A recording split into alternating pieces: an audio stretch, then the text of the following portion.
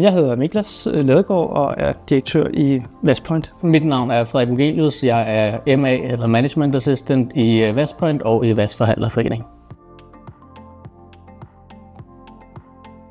Westpoint det er Danmarks største indkøbsfællesskab og interesseorganisation i bilbranchen og repræsenterer både Volkswagen, Audi, Skoda, Seat og Cooper-forhandlere og servicepartnere i hele Danmark. Collectia hjælper os med inkassohåndtering, og derudover kigger vi ind i en kreditvurderingsløsning også. Collectia hjælper os med både inkasso og i et omfang, hvor vores forhandlere også kan se kunderne i øjnene, når de har haft et midlertidigt udstående, og det er rigtig vigtigt for os. Men Collectia er også en samarbejdspartner, hvor vi kigger ind i, hvordan vi kan udvikle nye produkter, som er tilpasset til vores forretninger.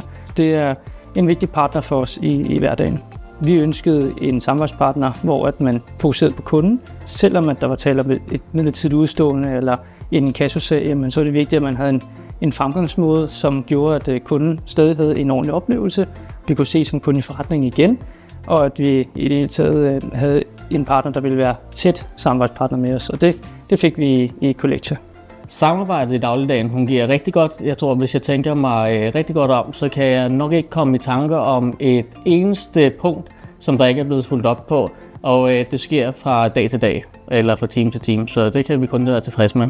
Jeg vil helt klart anbefale Collectia til andre virksomheder, hvis de også vil sikre sig høj kvalitet og respekt over for kunden.